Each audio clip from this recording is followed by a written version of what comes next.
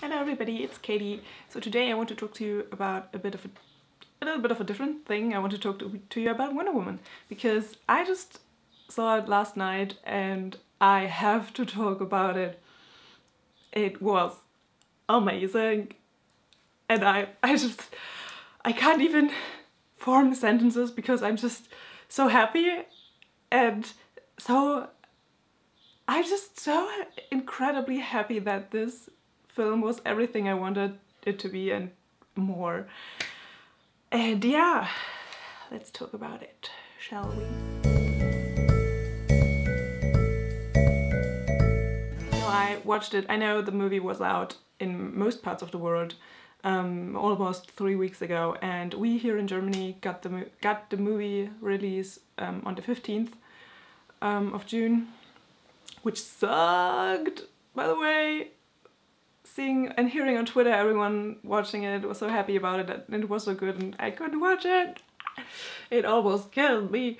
But yeah, I watched it in the original version because the German dub sucks.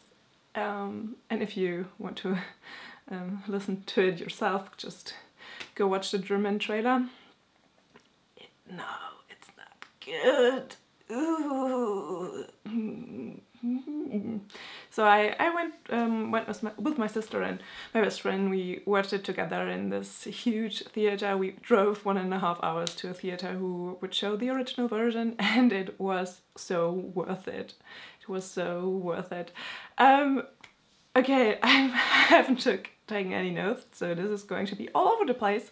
I have to say though, I loved the movie, and it was a very, very good movie. One of the like, I think it's the first superhero movie I came out of and was like, I need to watch this again. This is freaking amazing.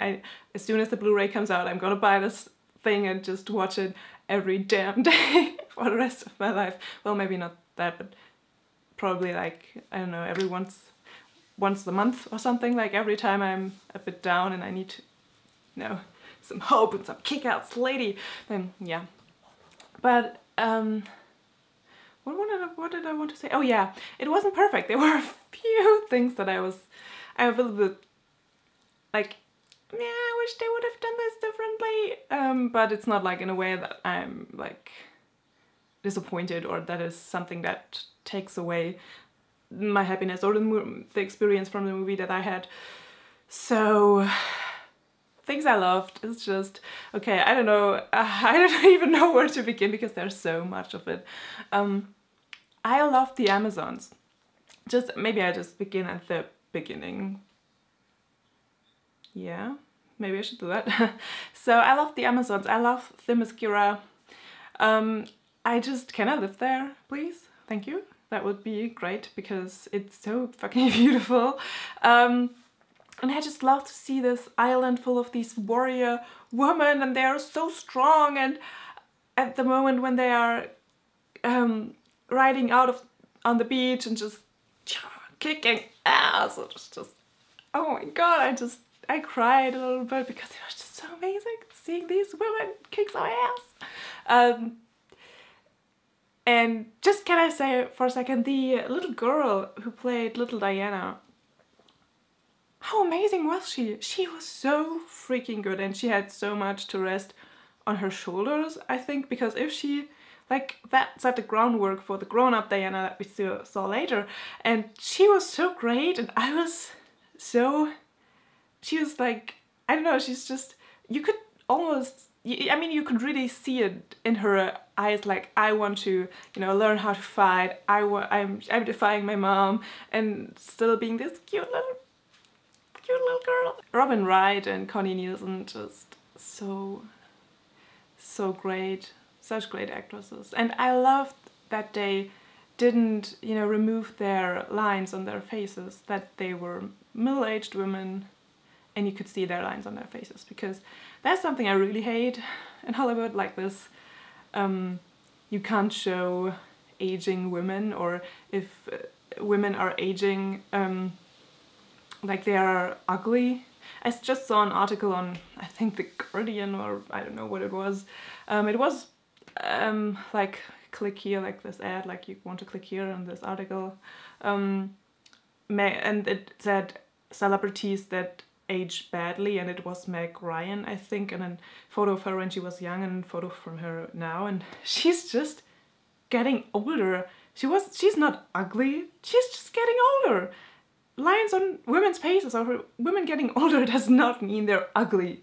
That's some fucked up bullshit and it just needs to stop. Yeah, so I love that. And just Gal Gadot as Diana, my god, what a beautiful lady. I mean, I do have a little bit of a crush on her now. Don't judge me. I mean, she's hot, you know? Duh.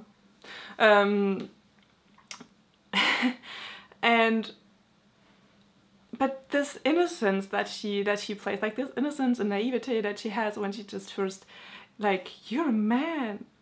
She's like, what are you? I just loved it. And then, like, she and Chris Pine, Steve Trevor's character, Chris Pine's character, Steve Trevor, like, I just love their dynamic throughout the movie. I just love it, how they interact and how they build their relationship.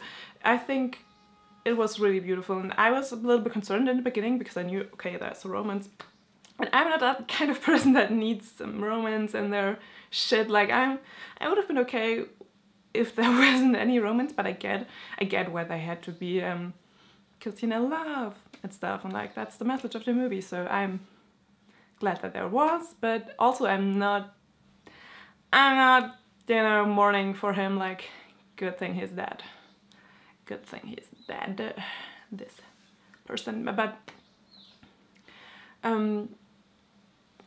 I think their dynamic really worked, and I was a little bit sad in a moment when he just, you know, blew up the plane and just died, but I'm glad that he did. I'm not here for the romance, I'm here for the kicking ass Diana. So, and I wasn't annoyed at the romance. I wasn't annoyed. I thought it worked. It was worked in beautifully, and it didn't overpower the main plot, and it didn't overpower, like, it didn't take the focus from the message. It enforced the message and the plot and her, Diana's, motivation. So that's all good. Other things. Etta Candy.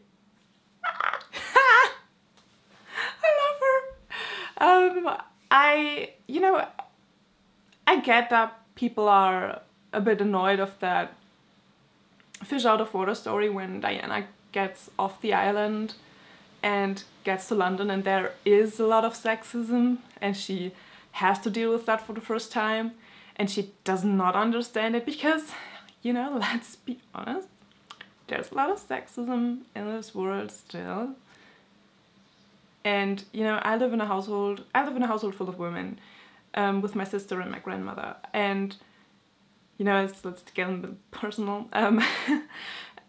I grew up on, you know, stories of my great-grandmother who lost her husband in Second World War because he was deported to the front because he stood against the Nazis, and so they just put him on the front as cannon fodder. And she was left with a 6-week-old baby, 2 older kids, and relatives without, like, there were just women without husbands, and they had to, like, we were living in the country, they didn't have, like, fancy technology, like, big tractors and stuff. They just, and they had to, like, do the work. They had to raise the children on their own, they had to do the work on their own. And I grew up on these stories of strong women doing all the work and, you know, looking out for everybody so they would have food and they would survive. And, you know, when the Americans came and just starting to shoot everyone, because it's not just black and white in a war, it's not just the good and the bad, it's always both, and the war is never just the good side and the bad side. It's a bit more complicated than that. So, anyways, where was I? Where did I want to go with the story? Yeah, I don't understand when people say, oh, women can't do that, oh, women, or you're a girl, you can't do that.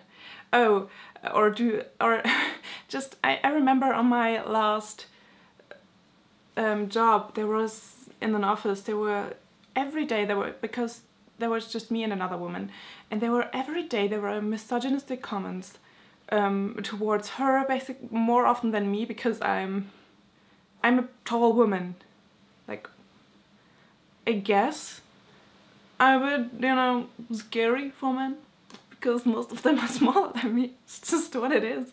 And I just don't understand why they do that. Why are you being an asshole because she's a woman? Why are you doing this? Why are you telling her that she's, or they were amazed that she was good at her job. They were amazed at that because, you know, obviously women are dumb and cannot do shit. Bullshit. Like, man. So, also what I liked and what I really loved is when Diana got you know, out of the trenches and like walked across the no man's land, and all the bullets came towards her, and she was like, rah! And what I loved about that scene was, well, it was badass for once, but also Steve Travers was, the whole time he was telling her, no, you can't do this, no, you can't help this person, no, you can't help these people right now, like, we have to go on, we have to go to this place and stuff. And Diana was like, but I can help them, and Steve Travers was, no, we have no time and you can't do this. And then Trenches, he was like, no, you can't go out there, it's no man's land, you can't do it. And she just said, fuck it, I'm doing it anyway. And she goes out there, and as soon as he sees her, like, even though he was against her doing this, but as soon as he sees her on the no man's land and taking all the bullets, and he's like, she's taking all the fires, let's go! And she's like, he's just getting out there and following her lead, because even though he's not like personally like, oh no, we can't do this, he's like, oh, she's out there, she's leading us, let's go. And she's like, he's completely trusting her and following her lead. And I love that, because so many men don't do that. They don't follow women because they're women. So men out there, guys, dudes, take a note from Steve Travers. He's just following her and saying like, oh, she's the most qualified person for this job. She's doing this powerful, she's this powerful, amazing thing. So we have to send her. It's not like I have to do this, it's like we have to send her. And she's doing the shit and fighting. Yeah, so I love that. The surprising thing with the romance for me was, okay, so now we're, you know, getting real personal again, was, like I said, I'm a tall woman. I am 181 centimeters. In feet, that's, I think it's 6'1", I think, something like that. I'm not entirely sure, but it's pretty tall. It's not like the tallest, I'm not the tallest woman I've ever met. Like, I've met women that are taller than me. But I am taller than most men. And I'm not super delicate. Like, I take up space, you know, I have curves. I'm not overweight, but I weigh. Like, I'm, I think, oh, what is it in pounds? I think it's 155 pounds, like something like that. So I'm not a delicate flower that you need to protect, or that when you see me you don't think, oh, I need to protect this woman. Because I can take care of myself, and I actually like that I can take care of myself. I don't have to be afraid, like, walking home alone at night, because I'm just not a small little, you know, girl. Like, I can take care of myself, and that's a good thing. But also, I had men come up to me and tell me, you're too tall, I would never like you. Which, you know, on one hand is a shallow, stupid thing to say, but on the other hand, it does hurt a little bit, because it's not something I chose for myself, it's just how I am. I can't, you know, I can't change it. What shall I do? Just cut out a little bit in the middle. Well, and, you know, it's not, that happened again and again. Like, I couldn't get a date for prom because I was too tall. and it's just people staring at me and looking at me wherever I go because I'm tall, and I stick out at parties when everybody, like when I go with friends and they're like a little bit smaller than me and they're talking about this high and I just don't understand them because the music is so loud. It's things like that. It's just a lot and that adds up. And what all of that taught me was, or even in books and movies, like the female character is always smaller than the male love interest.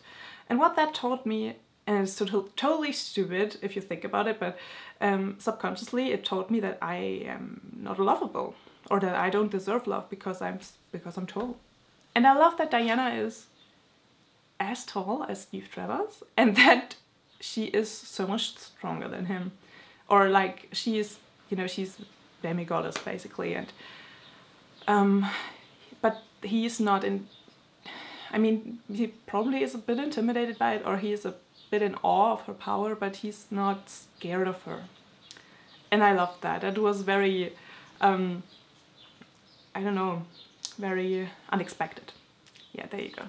And yeah, because it just hit home so much, like, oh my god, I'm tearing up. But I'm so emotional talking about this movie.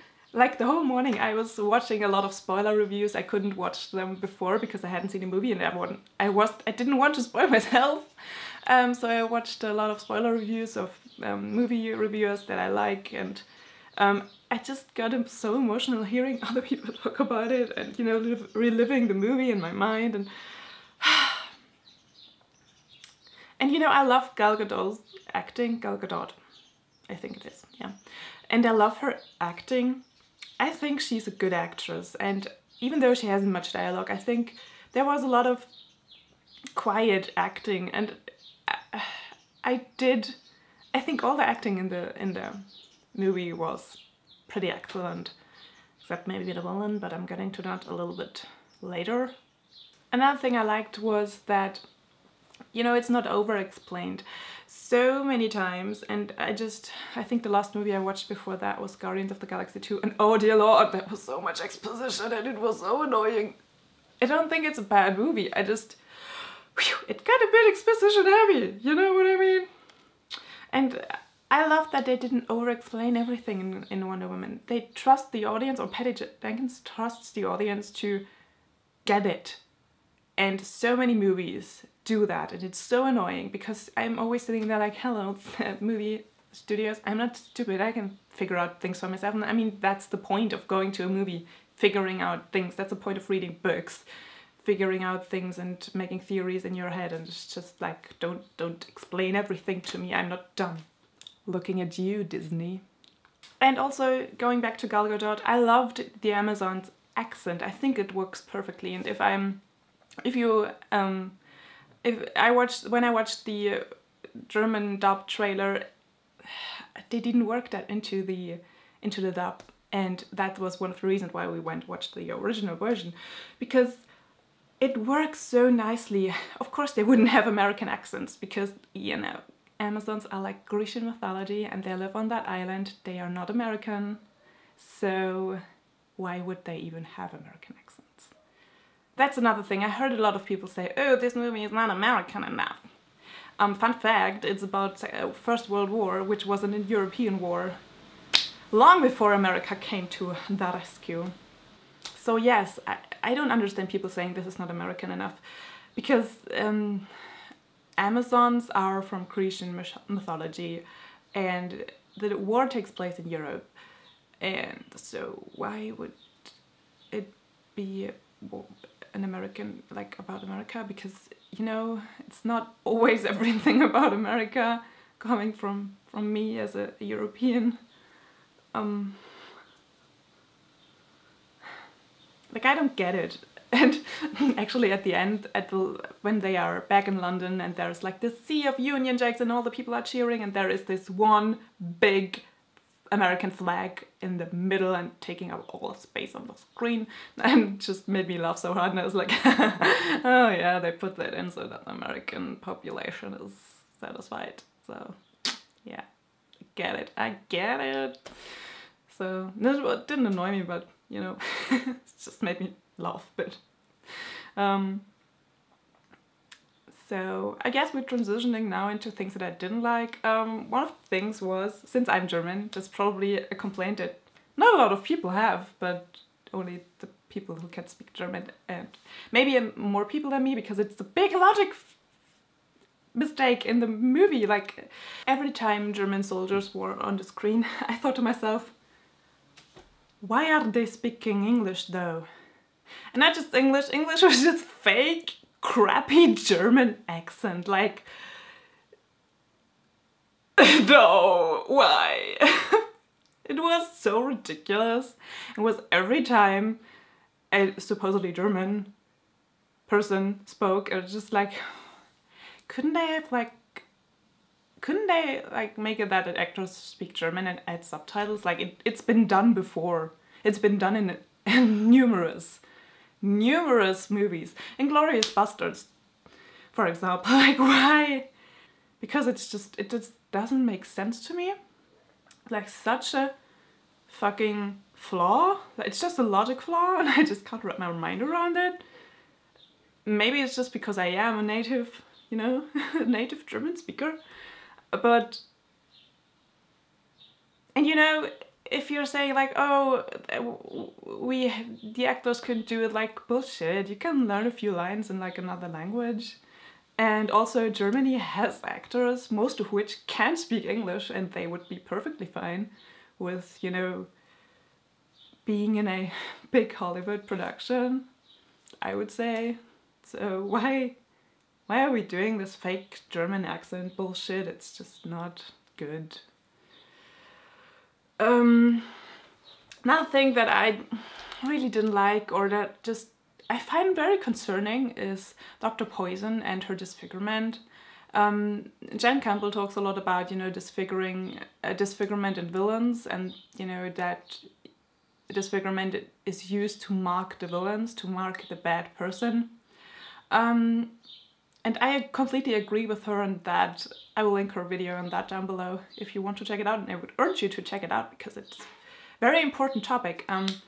And Dr. Poison's disfigurement just didn't make any sense to me. Like, if they had given her like 2 minutes of backstory explaining how she got it, or maybe that this German general, what's his name, Ludendorff, also the way they said it, Ludendorff, it's not how you say it, it's Ludendorff.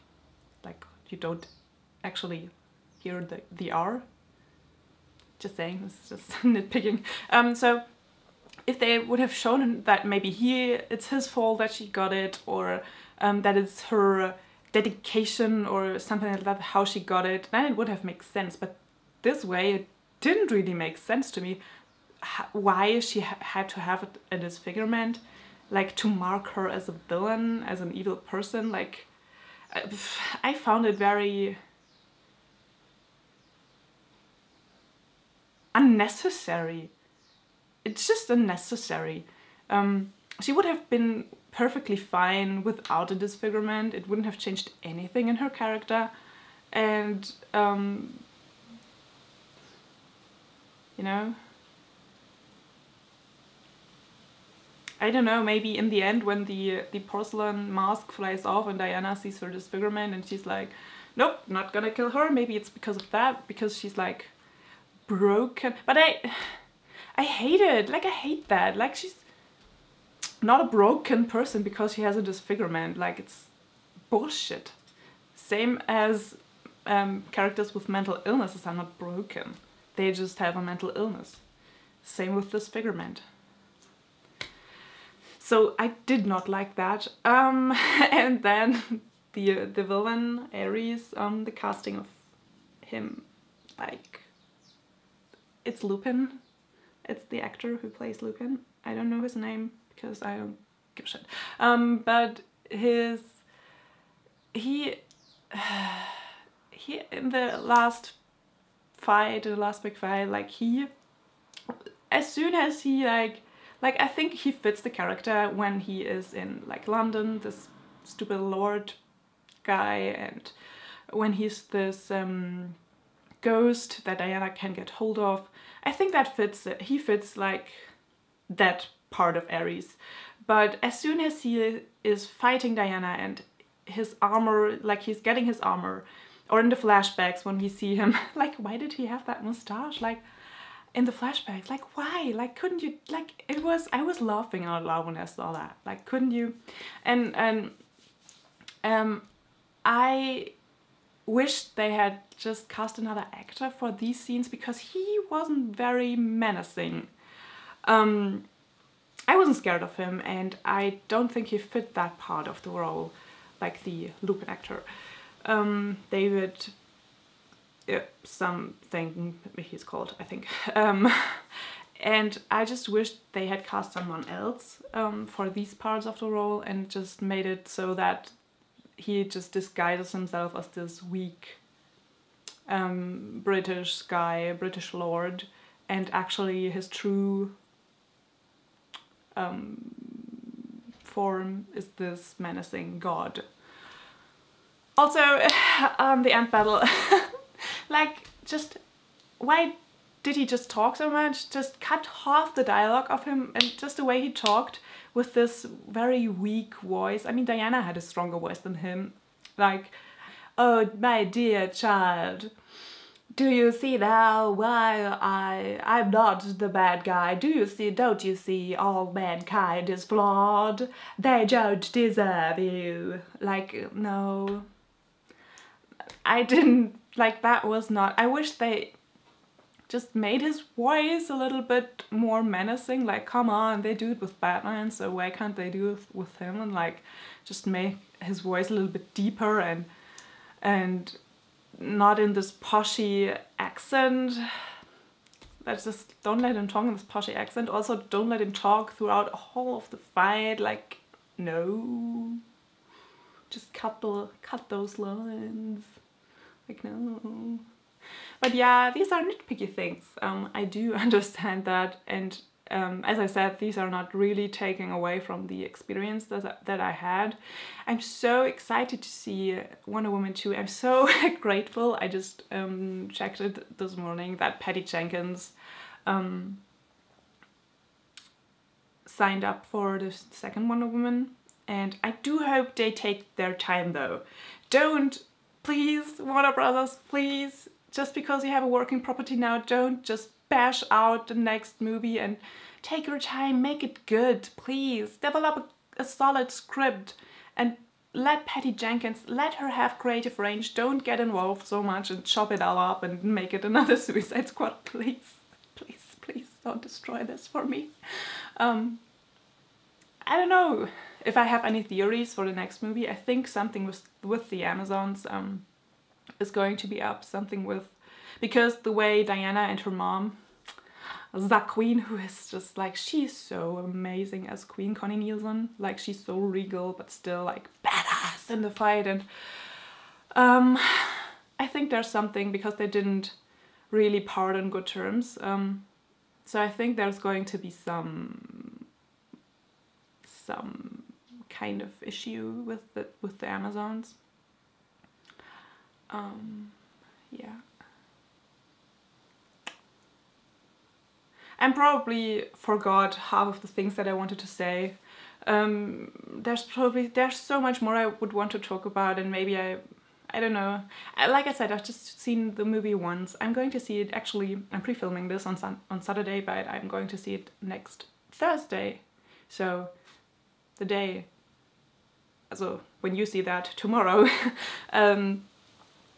I'm going to see it again, obviously, because it's amazing, and I've got my mental health diagnosis. Finally going to do it. It's the most scary thing I've ever done in my life. I'm finally going to do that on Thursday, and so I'm going to reward myself afterwards. I'm going to see Wonder Woman again. Yeah, I just love it. So empowering, and I hope we're going to see more badass female characters that also are gentle and loving and believe in love and hope and do the good thing just because they want to do the good thing and the right thing. I hope we're going to see more of this soon. think that's what the world needs right now. And oh man, I just, like, I came out of the movie wishing Wonder Woman was real. So I would say that speaks for itself. Alright, so this has gone on for way too long. If you're still with me, yay! Good for you! And thank you so much for listening to my ramblings about Wonder Woman. Tell me, please, in the comments below if you've seen it. Did you like it? And what did you like it about? What was it that, you know, you like about it? Other than that, there's a little bit of a different video from my usual content, but I just needed to talk about Wonder Woman. So I hope you're having an amazing, awesome day. I hope you're reading something wonderful and empowering. And I will see you soon. Bye!